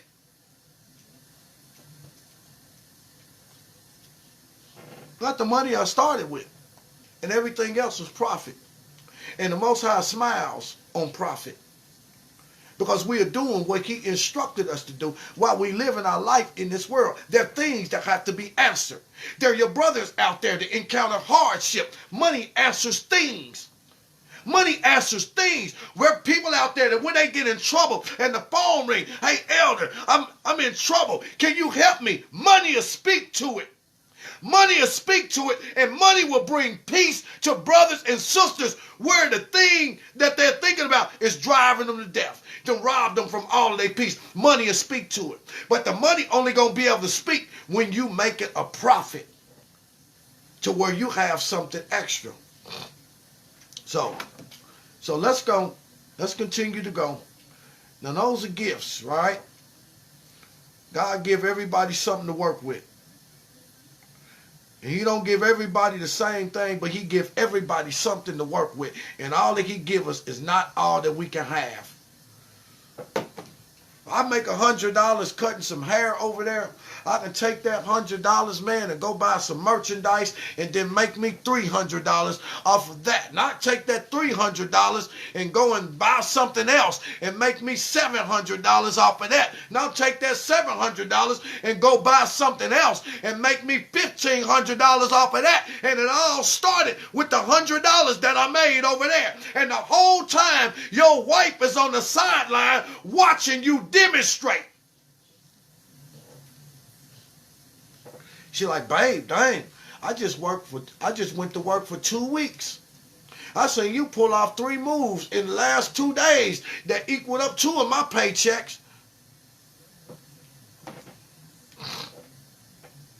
That's what we striving for. We ain't there, but we're going to get there. Proverbs 18 and 16.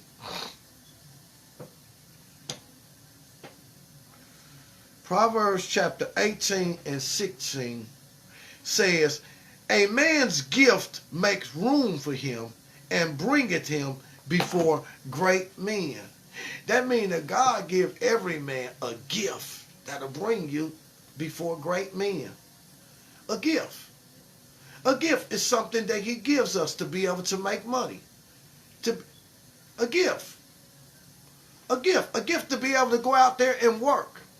And then you brought before great men. You might find yourself sweeping the floor of the CEO of the company. You might find yourself going in to clean the office of the CEO or the president of a company because you operate in a gift. When you operate in a gift, a gift is something that you love to do. And when you find something that you love to do and you ain't got no problem doing it, money just comes.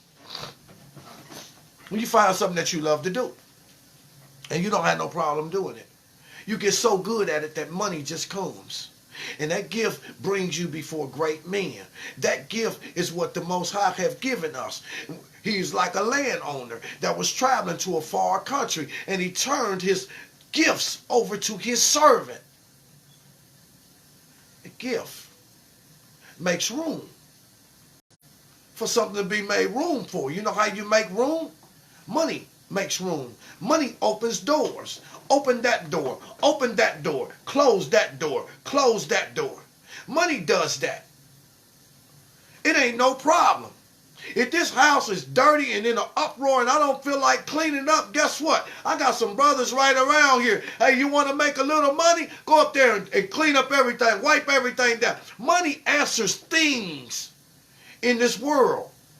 And all people that understand that money answers things are looking for work to do so that they can have money themselves. And money answers things in a marriage. When we get to the place, I remember when me and Sweetie Pie, we was on hard times. She had lost her job. I had lost my shop. I had sold my shop. All the money had ran out. I got a job working for the school district, 3 hours a day, at like $8 an hour. That wasn't bringing in much. And that's kind of how I end up losing my sister's house. But I didn't lose my sister's house before Sweetie had spent up all of her retirement money.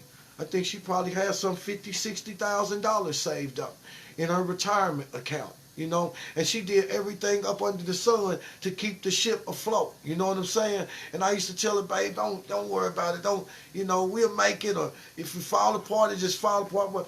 But I watched her time and time again go into her stocks and everything, and they'll send her a check for $5,000 here. She pay all them bills and all that and give me money and get stuff that I need. And I watched her do that over and over again. And before you know it, she done went through about $50,000 of all of her money. And I was just like, man, I'm on the ground trying to get up. I done watch her spend her savings, her retirement, and everything, trying to keep me afloat.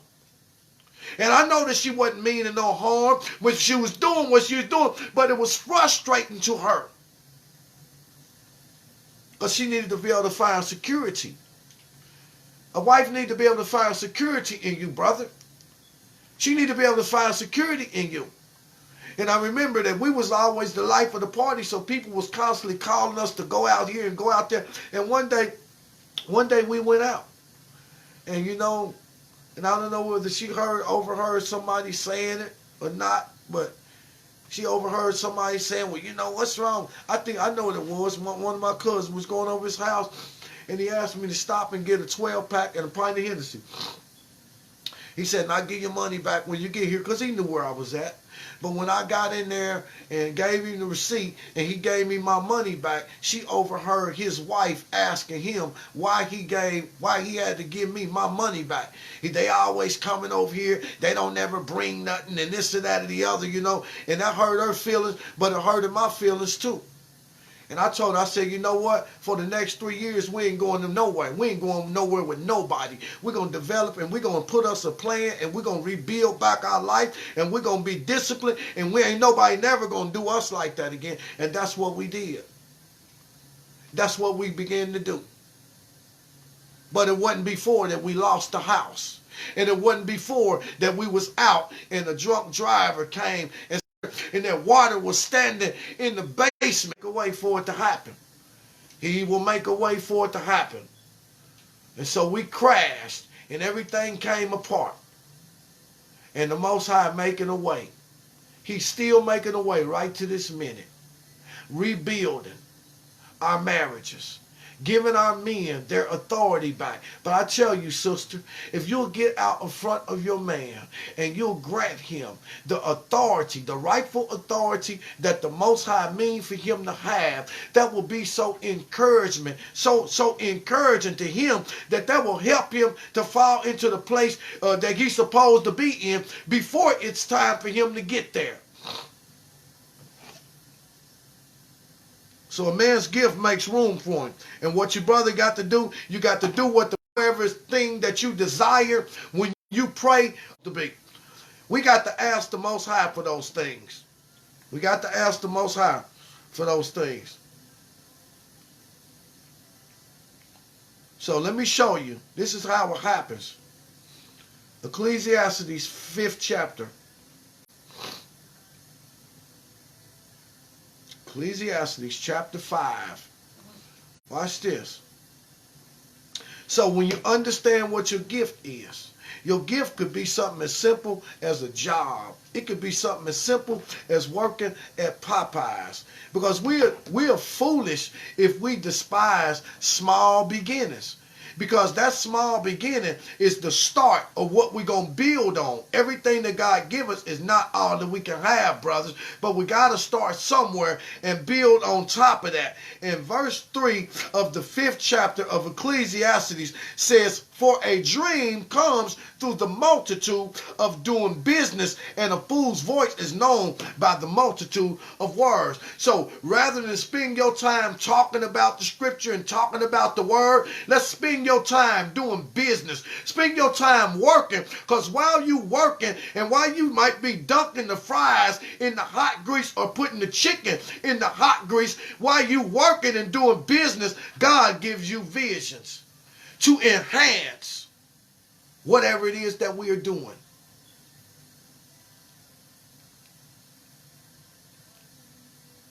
So, but we have to at all costs find ways to start understanding the importance of money, the value of money. Money is not everything.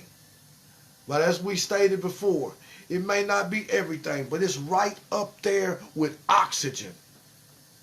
Because you can live in this world and you can be breathing oxygen. But if you don't have no money,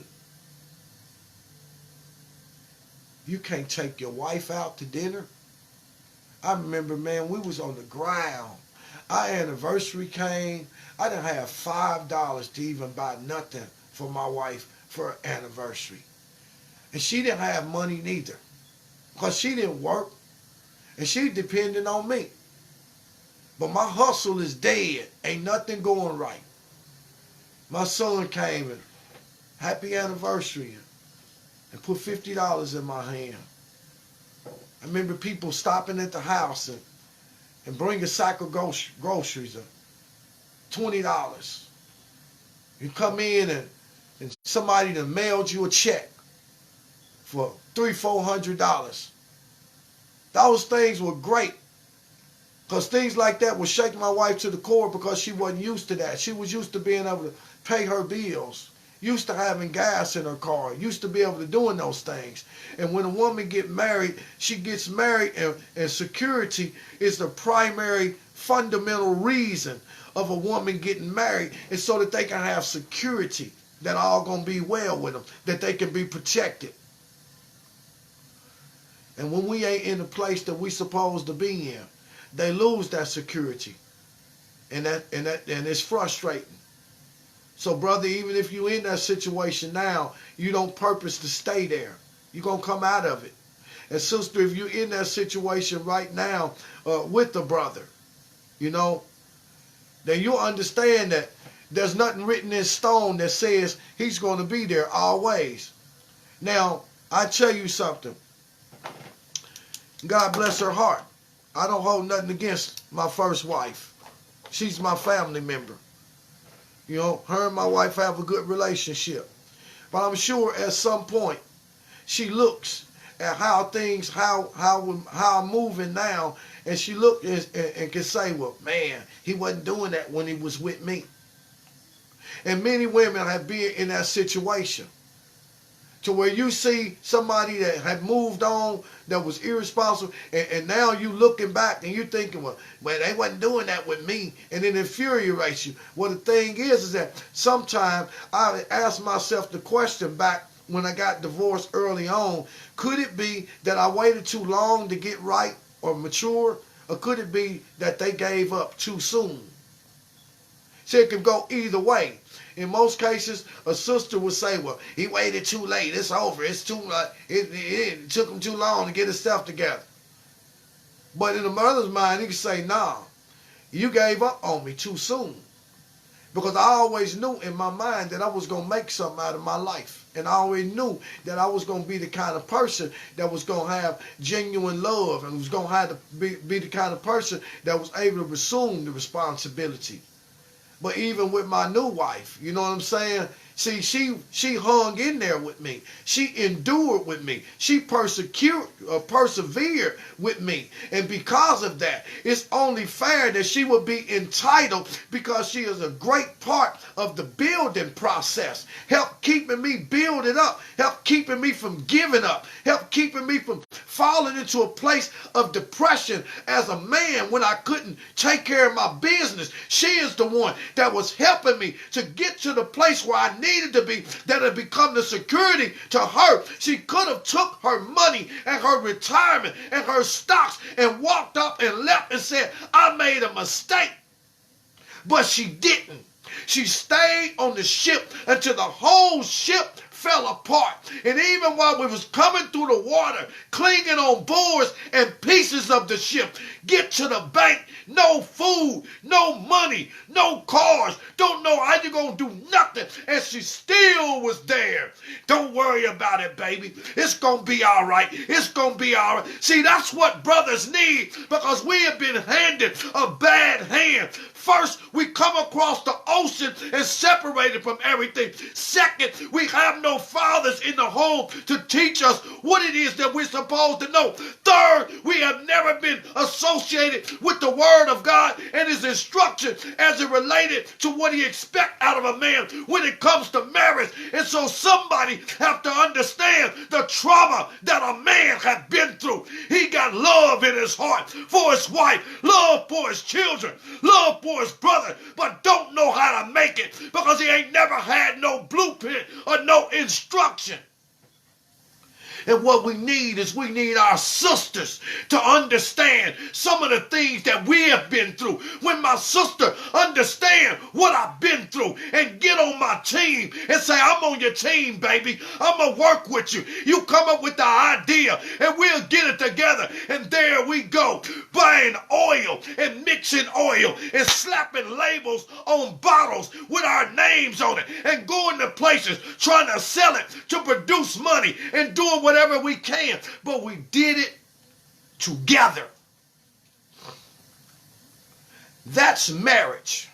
And that's why the scripture tells us that our starting point was to hate not laborious work, neither hate husbandry, for God had ordained both of them. Laborious work is difficult and husbandry is difficult, but we brothers have been given a responsibility to reign over all the works of God's hand. And if we don't get it done, when the whole family have perished, God gonna call us into account like He did the wicked and slothful servant.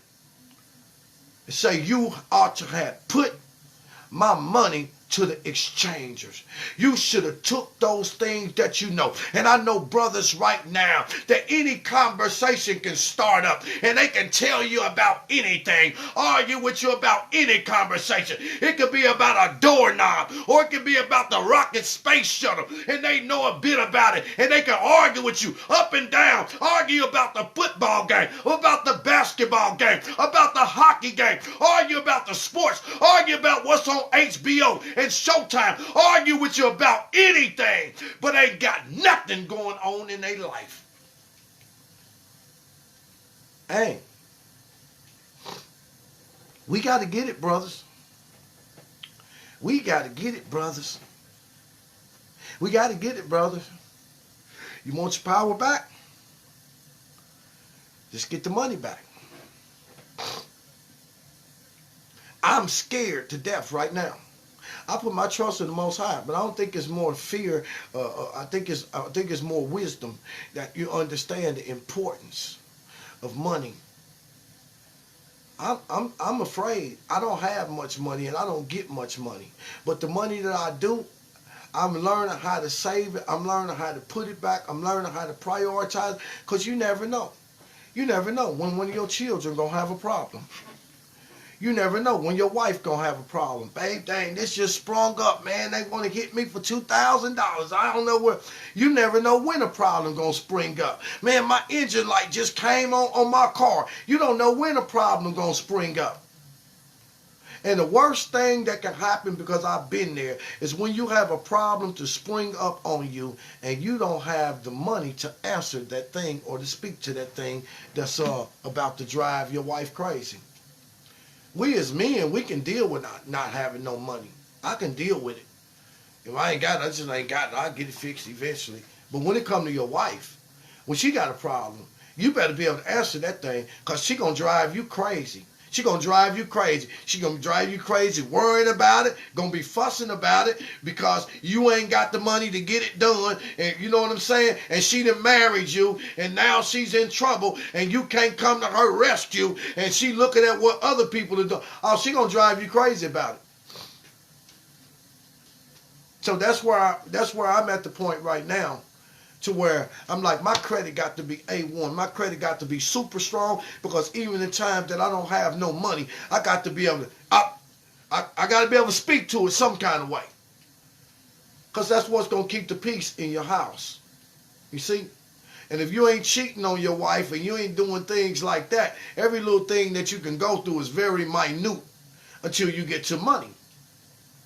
Because that's the next greatest thing that creates problems in the house, you know? Shoot. That create problems. Your hot water tank can go out at any given time. Next thing you know, you got cold water. Well, dang, the water's cold. The hot water tank that went out. We can't be washing in no cold water. We can't. And you ain't got a dime. Hot water tank costs $600-700, and you ain't got no money to go get it. You better have something good on your credit report. Because there's some exceptions to the rule, because some brothers make a decent amount of money because they got good jobs, they might have went to college. But when you start talking about the average people living from paycheck to paycheck, by the time they pay their bills and all that stuff, they ain't got much of nothing left over. So for some calamity to come into the house where it's going to cost you about $700 to $800 to get it done, that can scare your wife half to death.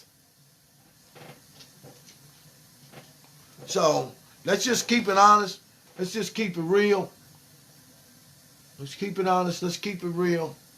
And brothers, we're going to drop this song. This is one of my favorite songs, but this is what I want you to understand, man. Coming from the sounds of Moshe Yehuda. Y'all already know what I'm about to play. Y'all already know it. It's hey. Yeah. This your Moshe on track with your boy Judah. Got to have the plug, baby.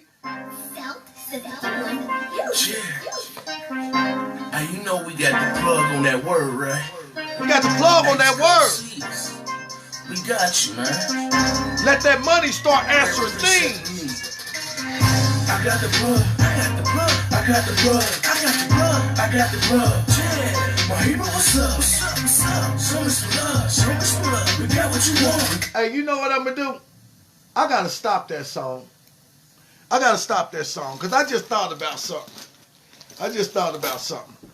And I ain't going to do this in no prideful manner, okay? This is not pride.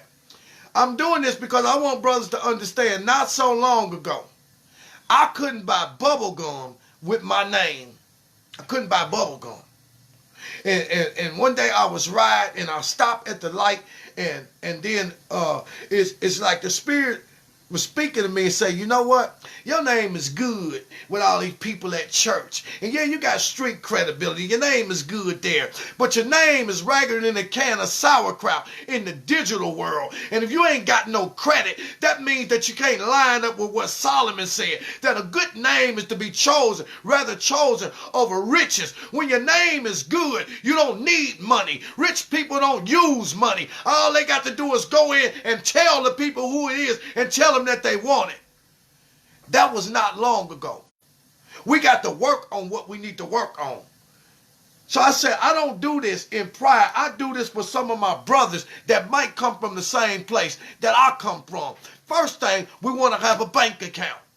When we get a bank account, now we want to have some other thing. You want to build your credit up. You want to build your credit up. Thank the Yahachanan. Give me a Costco card. I can take care of my business. The Most High bless us with everything that we need to be able to take care of our business. And then we got all kind of credit cards. We got about 5 or 6 credit cards. We don't use no credit cards just to go out and buy stuff. You know why I have the credit cards? The credit cards are not for me.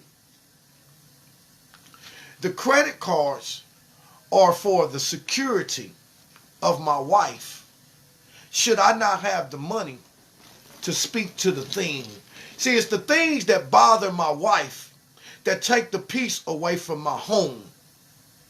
And if I don't have the money to speak to a thing that's bothering my wife, that's the purpose for the credit. I ain't swipe no credit card. I'm working, find me some money somewhere. But them credit cards exist for that one thing. If something major happened, like you need $2,000, you know what I'm saying? You got to get that done. You ain't got the money.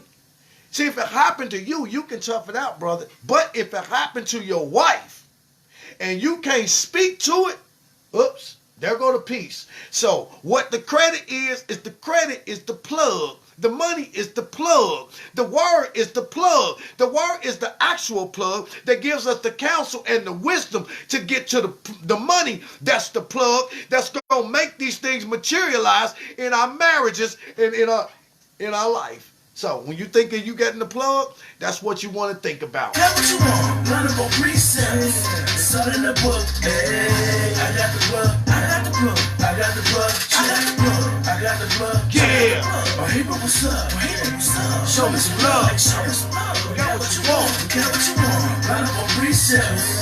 It's all in the book. Hey, I know the plug. You know the plug. The Father and Son. The Father and Son. Go get this word. Go get this word. As much as you want. As much as you want. I'm popping the drum. I'm pulling out heat. I'm pulling out heat. Learning on preset. I'm serving my dreams. Come get your dream. Get your dream. I know you a dream. I know you a dream. That fire you see. That fire you see. I got it in. I got it in. Oh, body leaders. Come get you a dream. Come get you a dream. I keep that king change.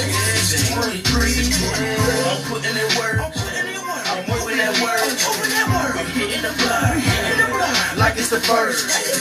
Son 42 and 2, making them thirds. The longer you stay away, the symptoms get worse. The longer you stay broke, your symptoms get worse. I got the plug. I got the plug. I got the plug. Yeah. My hero, what's up? What's up? What's up? Show me some love. Show me some love. We got what you want. We got what you want. Lot of on precepts. It's all in the book. Hey, I got the plug. I got the plug. I got the plug. I got the plug. I got the plug. I got the plug. My hero, what's up? My hero, what's up? Show me some love. Show me some love. We got what you want. We got what you want. Lot of on precepts. It's all in the book. Hey. Logged into the highest topic. Light them up is the protocol. Can't twist it, I pull it, then bop it. Nickname is to know it all. Script game, you know it's sharp. 6 days, then I zone. Setting it up like cones. Then I swerve through them like Rome. No romance in Rome. So they vacate to the worst tropic. All lit like the worst pocket. Still bent, hearse rocking. Panam Moshedo. Still lit from that first socket. Panam Moshedo. Still rich from that first profit. He said, let it be light. We said, blessed be you. And every letter we write is only the better approved. Just to better the news. Call us the medical Jews. Every precept is used. Eat like the electrical plugged in. I got the plug. I got the plug. I got the plug. I got the plug. I got the plug. Yeah. My hero, what's up? What's up? What's up? Show me some love. Show me some love. We got what you want. We got what you want. Lot of precepts. It's all in the book. Hey, I got the plug. I got the plug. I got the plug. I got the plug. I got the plug. I got the plug. My hero, what's up? My hero, what's up? Show me some love. Show me some love. We got what you want. We got what you want. Lot of precepts. It's all in the book. Yeah. Like I say, all praises, all honor, all glory to the Most High Heavenly Father and His glorious Son. And we thank Him for His Ruach HaKodesh, His Holy Spirit that leads us and guides us into places of truth. Our prayer for the brethren is that the Most High would smile, that He would make His face to smile on you, that His Spirit will lead you and direct you into the places that you need to be to start making things happen. And our prayers also that He would fix our heart, that we didn't despise small beginnings, that it don't make no difference where we start at, because we can build on top of those things. Our prayer also is for our sisters, our wives, that the Most High would grant you with a wisdom to understand that even no matter what the condition of your husband is that the Most High is constantly, continuously doing a work. And sometimes he's not always working on your husband. Sometimes it can be some things that he wants you to learn from the experiences that your husband are going through. Sometimes he is giving you an opportunity to analyze the type of helpmeet that you are. Because if your husband fall down, then now you've been given an opportunity to do what God told you and become a strong help force for him. So our prayer is that the Most High would help us in our marriages, that he will bless our marriages, he'll bless those of us and forgive us for our failure, for walking by his instruction previously, but that he'll crown our head with wisdom, knowledge, understanding, and glory, and that he will help each of us as individuals move into the place that he desires for us to be. This is indeed a great day to be alive. This is a day that the Most High Heavenly Father has made. We should rejoice and be glad in it. This radio broadcast has been brought to you by Jay Shields, Ray Chantel, in conjunction with Yasharala Nation. I'm your brother, Dimitri Milligan. Until this time next Friday, we'll see you there, and be blessed.